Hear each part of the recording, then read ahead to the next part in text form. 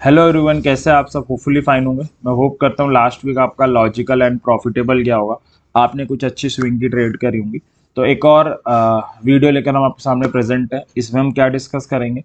हमेशा गिरा कुछ अच्छे स्विंग के सेटअप्स नज़र आ रहे हैं, उन्हें डिस्कस करेंगे।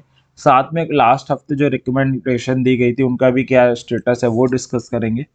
और जो सबसे ज़रूरी चीज़ डिस्कस करेंगे वो ये, इन सारे सेटअप्स के पीछे लॉजिक क्या है। क्योंकि जब भी हम अपनी हार्ड एंड मनी लगाते हैं स्टॉक मार्केट में, हर ट्रेड के पीछे हमारे पास एक लॉजिक होना बड़ा ही ज़्यादा ज़रूरी है। तो इस वीडियो को स्टार्ट करते हैं। एक दो पॉइंट क्लैरिफाई मैं कर देता हूँ जिसमें काफ़ी लोग कंफ्यूज रहते हैं। मेरे पास काफ़ी क्वेरी आती हैं। तो ये स्विंग के सेटअप है। अगर आप लो रिस्क की ट्रेडर हो तो आप शेयर में ट्रेड करो।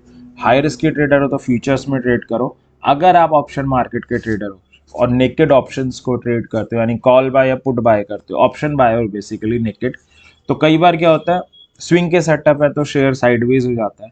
शेयर के साइडवेज होने के कारण ना स्टॉप लॉस गया ना टारगेट गया, तो ट्रेड तो अभी तक गलत नहीं हुई है। लेकिन क्योंकि आपने नेकेड कॉल पुट बाय किए हुए हैं तो आपको लॉस हो जाता है टाइम वैल्यू डिके होने के कारण।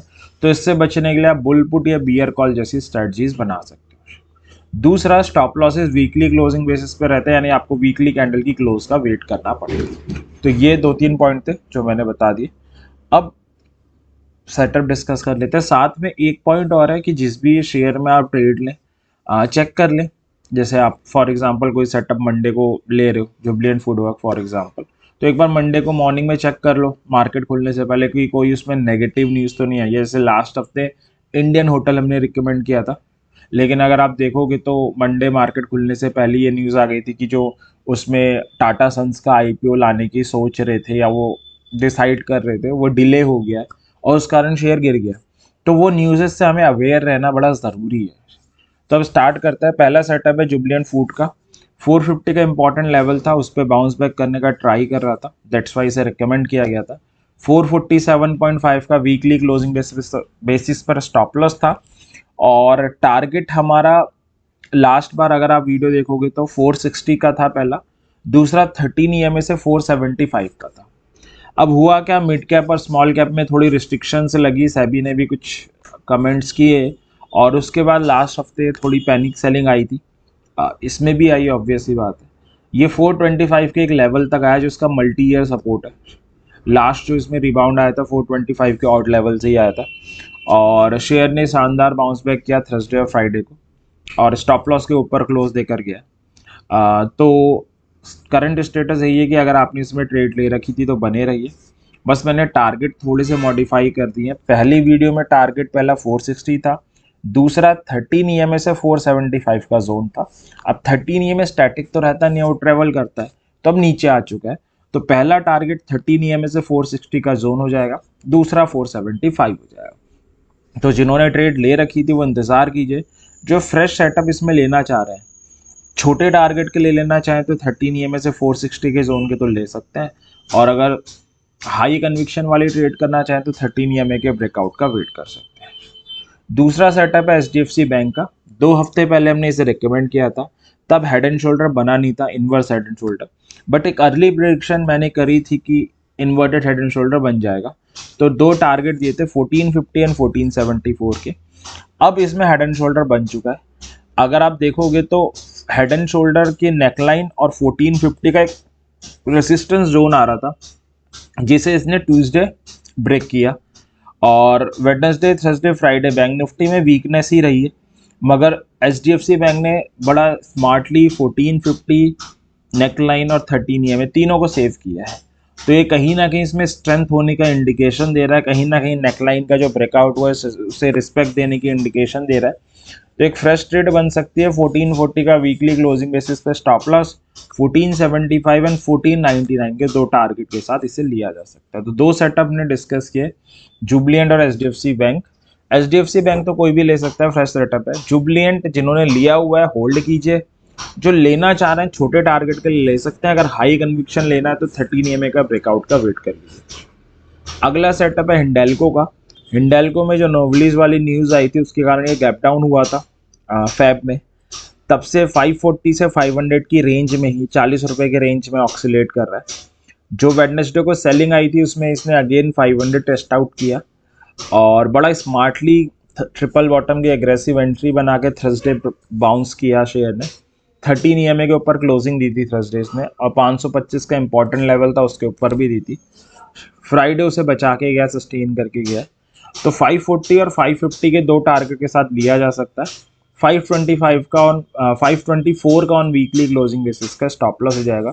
ये भी फ्रेश सेटअप है जिसे अगले हफ्ते लिया जा सकता है। अगला इंडियन होटल का लास्ट हफ्ते रिकमेंड किया था, 575 का एक इंपॉर्टेंट लेवल था, 13 EMA भी था, दोनों को बचा रहा था, स्टॉक अप ट्रेंड में भी था। बट हुआ क्या, वही टाटा सन्स के IPO वाली नेगेटिव न्यूज़ आ गई आपकी मंडे को, और मंडे को ही जो टाटा ग्रुप के शेयर हैं, अगर आप देखोगे मेजोरिटी शेयर में फॉल आया था, इसमें भी आया, और जो हमारा स्टॉप लॉस है वो हिट कर दिया। इसलिए मैंने आपको वीडियो के स्टार्टिंग में कहा, जब आप कोई ट्रेड लेते हैं, इनमें से जो भी सेटअप दिए लाइक हिंडाल्को, HDFC बैंक, या आगे हम बजाज फाइनेंस डिस्कस करेंगे, तो मंडे लेने से पहले एक बार चेक कर लो मनी कंट्रोल से, तो थोड़ा बहुत अपडेट रहो कि उससे रिगार्डिंग कोई न्यूज़ तो नहीं आ गई है, क्योंकि अगर कोई नेगेटिव न्यूज़ आएगी तो बहुत ऑब्वियस सी बात है वो हमारे टेक्निकल को फेल कर देगी। न्यूज़ डोमिनेट कर जाती है सेंटीमेंट्स पे। तो इंडियन होटल में हमारा स्टॉप लॉस हिट हो चुका है।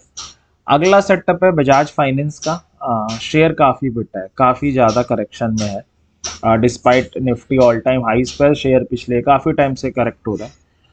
6500 6500 को रेसिस्ट कर रहा था शेयर काफ़ी टाइम से, पिछले 6-7 दिनों से।